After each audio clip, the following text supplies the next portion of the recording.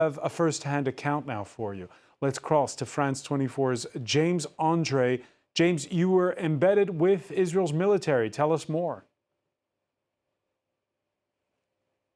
Yes, absolutely. We were granted access to the Gaza Strip by the Israeli army. Now, that is the only way to be able to enter the enclave. And so we were driven in an open Hummer and got a glimpse of what the situation is like inside. Now, on the way in, we were driving on the road that was actually used by the Hamas fighters when they attacked the nearby kibbutz and breached that security fence. And as we came in, what we realized first is the fact that all of the buildings we saw were destroyed or damaged, and that most of the sides of the road, at least, had been completely leveled with bulldozers. Now, I asked the soldier, he said, yes, indeed, there used to be some houses and villages here, but we had to clear everything in order to operate safely.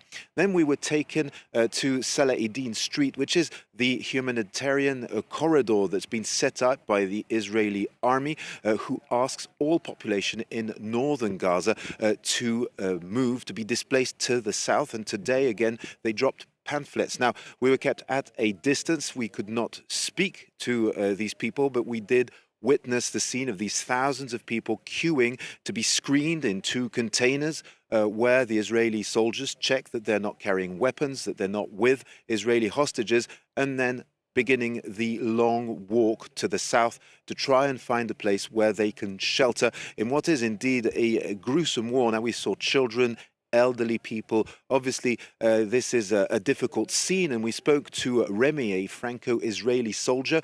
I asked him how he felt about all this, and he said, well, you know, it is obviously a terrible sight. It's difficult to watch this day after day. And of course, I feel for these people. But on the other hand, you know, that terrible attack on the 7th of October really shook Israel to its core. And he told us that indeed, at least the Israelis were trying to limit the collateral damage of the fighting. He added that in that piece of Gaza that we saw, there were at least 15 to 20 entrances to the tunnel network. And he said, of course, that was making things very difficult. We were allowed to stay there for about half an hour before being driven out. And then these are the rules when you are granted access to Gaza. Well, an Israeli military censor checked out our images and let us go. They do not vet questions, and we're allowed to say what we want, of course.